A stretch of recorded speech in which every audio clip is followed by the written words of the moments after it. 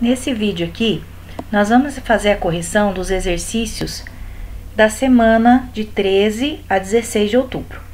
Essa semana já está contando para nós como do quarto bimestre. Então, ele foi dividido em duas partes, mas a correção eu vou fazer num vídeo só, tá? A primeira parte, ele vai trabalhar com o volume. E eu coloquei aqui para vocês que o volume do paralelepípedo, reto retângulo, é a base vezes a altura vezes a largura. E o do cubo vai ser o volume elevado ao cubo. Por quê? Porque eu vou ter também as três dimensões: base, largura e altura, tá? Então, na primeira atividade, ele fala assim para nós: um cubo possui 1 centímetro de aresta. O que é aresta? Aresta é isso daqui, ó. É a reta que liga dois vértices. Então, ele possui 1 centímetro de aresta. Qual seria o volume do cubo? Então, é 1 vezes 1 vezes 1, tá? Então, seria 1 ao cubo. 1 ao cubo, 1 elevado a qualquer número é ele mesmo. Então, o que eu teria? 1 centímetro ao cubo, tá? Bom, depois ele vem a segunda atividade. Mariana tinha vários cubos desses coloridos. Para guardar no espaço que tinha, os organizou empilhando conforme as figuras a seguir. Então, ela fez duas formas diferentes para empilhar esses cubos. Ela tinha pensado em organizar de forma que as duas pilhas tivessem o mesmo volume. Verifique se as duas pilhas possuem volumes iguais. Comente como chegou aos resultados. Bom, então, como que a gente chegou nesse resultado para saber se as pilhas têm o mesmo volume? Basta a gente contar os cubos, né? Contar quantos cubos tem cada pilha, tá? Então, isso daqui era como que você ia fazer, eu vou apagar. O primeiro, ele fala assim, ó. Vou colocar aqui, ó. Deixa eu pôr logo aqui embaixo. Opa.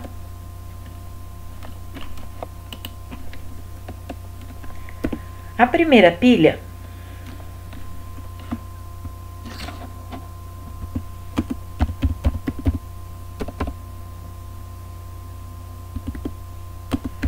tem, então vamos contar aqui, ó. Primeiro eu tenho uma base. Então, eu tenho 1, 2, 3, 4. Só que você consegue perceber que do outro lado ele tem mais 4. Então, eu tenho 8, que tá formando a base dele aqui. 8, 9, 10, 11, 12, 13, 14 cubos. E a segunda pilha, vamos lá contar quantos tem, ó. 1, 2, 3. Aqui é uma base, então significa que ele tem 3 também. E aqui mais 3. Então, eu tenho 3, 6, 9, 10, 11, 12, 13, 14, 15. Então, aqui ele tem 15 cubos. Então, ó, portanto, temos volumes diferentes.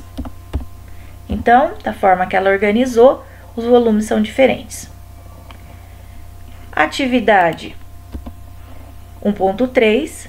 Carlos estava brincando com um jogo virtual onde é possível criar casas, edifícios, monumentos e até naves espaciais. Tudo em escala real, através do empilhamento de cubinhos. Estes são os blocos que ele tem. Quais ele poderia escolher para formar um paralelepípedo de dimensões 2 por 3? Então, ele quer formar um paralelepípedo, tá? O que é um paralelepípedo? É isso daqui, ó, é como se fosse uma caixa, né? Imagina uma caixa de sapato, aquela caixa, ela pode ser chamada de paralelepípedo. Então, a única que a gente tem possibilidade aqui de formar uma caixinha é a 1 e a 3. Ó, isso é uma caixinha, isso é uma caixinha. Isso daqui não é como se ele tivesse faltando um pedaço. Isso daqui também, como se fosse uma caixa faltando um pedaço. Aqui pior ainda, né?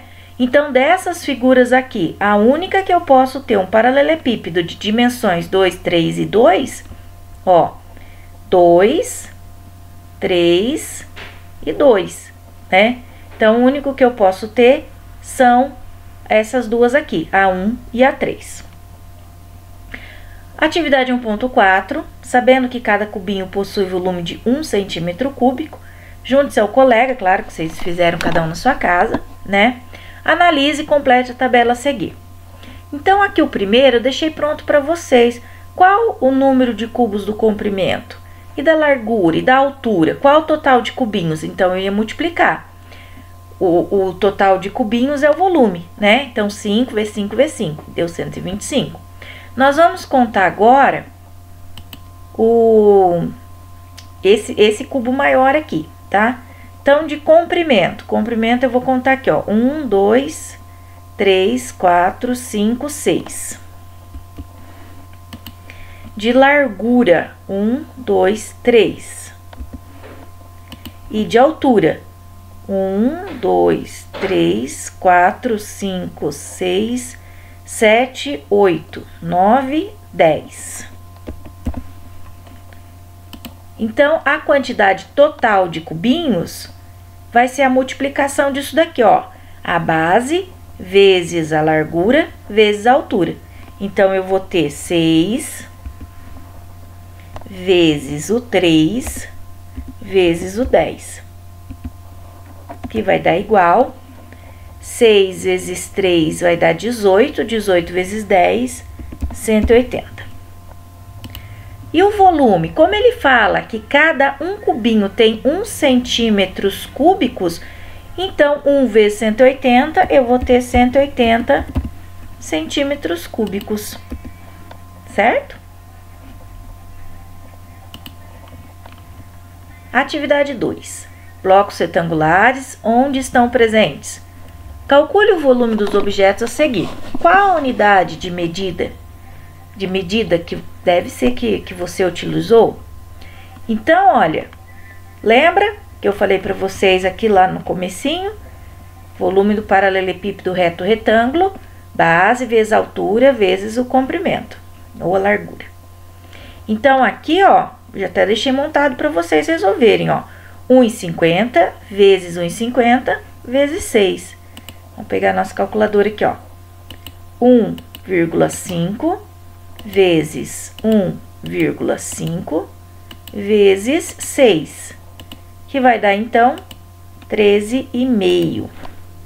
13,5.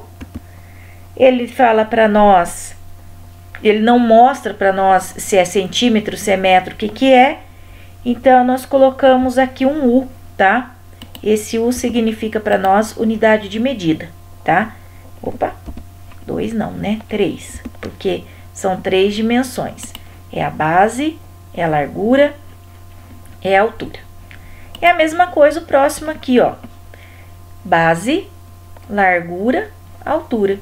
Então, já deixei pronto. 2,5 vezes 3 vezes 5. Então, 2,5 vezes 3 vezes 5. Vai dar um total de 37,5. 37,5. Como ele não fala para nós se é centímetro, se é metro, se é quilômetro, então a gente coloca um U de unidade de medida, tá bom? Que vai ser elevado ao cubo. Atividade 3, blocos retangulares e aplicações práticas. Um caminhão cuja carroceria tem um formato baú com dimensões 2, 12 e 4 metros, qual será o volume dessa carroceria, desprezando a espessura das paredes da carroceria? Então, já deixei pronto aqui também, né? Como ele é como se fosse um paralelepípedo grandão, né? Um baú grandão. Então, eu vou multiplicar 2 por 12 por 4. 2 vezes 12 vezes 4, que vai dar 96 metros cúbicos. Por que cúbicos? Porque eu tive que fazer três multiplicações, porque são 3 dimensões, né? Base, altura e largura, tá bom? E a próxima aqui já tinha deixado montado também, né? Uma caixa d'água em formato de bloco retangular foi instalada na casa de Jorge e sua família, conforme mostra a figura abaixo. Desprezando a espessura das paredes da caixa d'água, qual é a capacidade máxima de armazenamento da caixa em litros? Quando ele fala assim, ele está falando em volume. Então, eu vou fazer essa multiplicação também, ó. 4 vezes 1,5 vezes 1, né? Nem preciso colocar. Que vai dar 6 metros cúbicos. Volume, sempre vou trabalhar com metros cúbicos, tá? Só que daí, a gente tem um pequeno problema nesse daqui, certo? Você pode perceber que ele tá falando para nós que ele quer em litros, né? E o que que isso significa para nós? Significa que eu vou ter que transformar isso daqui em litros, tá? Então, 1 metro cúbico, vamos só relembrar que isso daqui é coisa lá do 6º ano, é igual a 1.000 litros, certo? Então, para eu poder fazer essa conta aqui, eu vou ter que fazer 6 metros cúbicos vezes 1.000. Então, 6 metros cúbicos vezes 1.000, que vai dar igual, então, a 6.000 litros. Então, ele pergunta aqui quanto que vai armazenar de água em litros. Então, eu vou poder armazenar ali 6.000 litros, certo? Bom, agora ele começa aqui falando para nós da probabilidade. Chamamos de eventos resultados de um espaço amostral que atende determinada característica. Por exemplo, no lançamento de um dado de 6 faces, sair o número ímpar. Em um jogo entre 2 amigos, ganha um ponto quem acerta o número que vai sair na face de cima desse dado. Pedro diz que sairá um número par. Carlos diz que sairá um múltiplo de 3. Qual é o espaço amostral ao lançar o dado? Então, essa daqui a gente acho que já tinha até feito, né? Então, o espaço amostral é o que a gente tem. Como ele fala num dado e dado tem 6 faces, então eu tenho o número de 1 a 6. Aí ele pergunta aqui para nós, quais são os eventos que precisam ser verificados após o lançamento do dado? Então, esse daqui já está prontinho, né? Então, o evento do Pedro, o Pedro ele fala que sairá um número par. Então, quais os números pares? 2, 4, 6. Então, 3 sextos. E o Carlos, que vai dar um número múltiplo de 3. Dentro de um dado, os únicos múltiplos de 3 é o 3 e o 6. Então, vai dar 2 números, tá? Então, 2 sextos. Quando a gente faz essa conta, 3 dividido por 6, a gente acha 50%. E 2 dividido por 6, a gente acha 33,33%. Agora, vamos para o próximo. O próximo eu deixei aqui prontinho, só para vocês terminarem. Junte-se a um colega, não vai, né? Sentar com um colega. Numa caixa foram colocadas 20 bolinhas iguais, numeradas de 1 a 20. Cada um dos amigos deveria apostar qual bolinha seria sorteada. Carlos disse que a bolinha seria um número par. Mariana apostou na bolinha de número ímpar. Jorge disse que a bolinha seria um número divisível por 3. E Cláudia apostou que seria um número primo. Encontre o espaço amostral e determine a probabilidade em cada situação. Bom, aqui o espaço amostral você tem que escrever de 1 a 20, né? Eu nem coloquei tudo, mas você precisaria escrever no seu caderno de 1 a 20. Coloquei aqui o que o Carlos acha. O Carlos é o primeiro a dar a opinião dele. Ele fala que seria um número par. Então, nós colocamos todos os números pares de 1 a 20 e deu 10 números, tá? Então, o que eu falei para vocês? Para a gente achar a porcentagem, eu vou pegar o 10 e vou dividir por 20. Por quê? Porque 20 é o espaço amostral. Então, vai dar 0,5. Então, vamos colocar aqui, 0,5. Multipliquei por 100, eu vou achar vezes 100, 50%. Então, 50% de chance de dar um número par. A mesma coisa para o número ímpar, já que você tem de 1 a 20, né? Você tem 50% de chance de ser um número par, 50% de chance de ser um número ímpar. Isso daqui é uma coisa até, se a gente for observar, é uma coisa até óbvia, né? Deixa eu puxar aqui um pouquinho.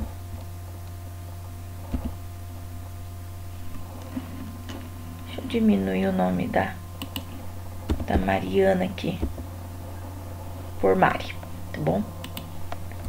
ficar mais bonitinho.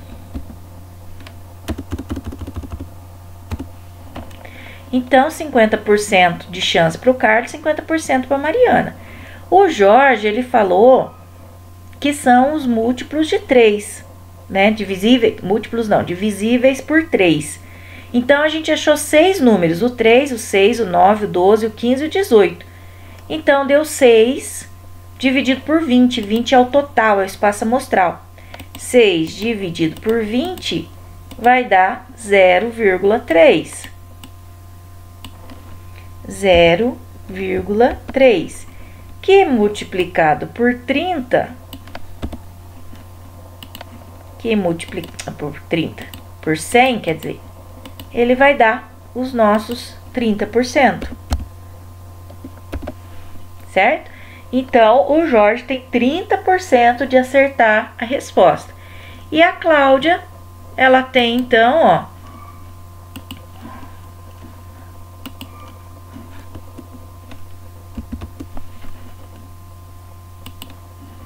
ela tem, então, ela fala aqui para nós que ela acha que é um número primo. Nós vimos que tem 1, 2, 3, 4, 5, 6, 7, 8 números primos entre 1 e 20. Então, nós vamos pegar o 8 e dividir por 20, tá? Então, 8 dividido por 20 vai dar 0,4. A gente nem precisa fazer a conta, porque a gente já sabe de cabeça que isso daqui vai dar 40%. Então, significa que quem tem maior chance, Carlos e a Mariana, menor chance, o Jorge, e a Cláudia tá ali perto do Carlos com a Mariana, né? Tem 40%. Claro que probabilidade é aquilo que é as possibilidades. Pode ser que o Jorge, com 30%, ele consiga pegar um número que ainda seja, né, seja dentro daquilo que ele sugeriu, ok?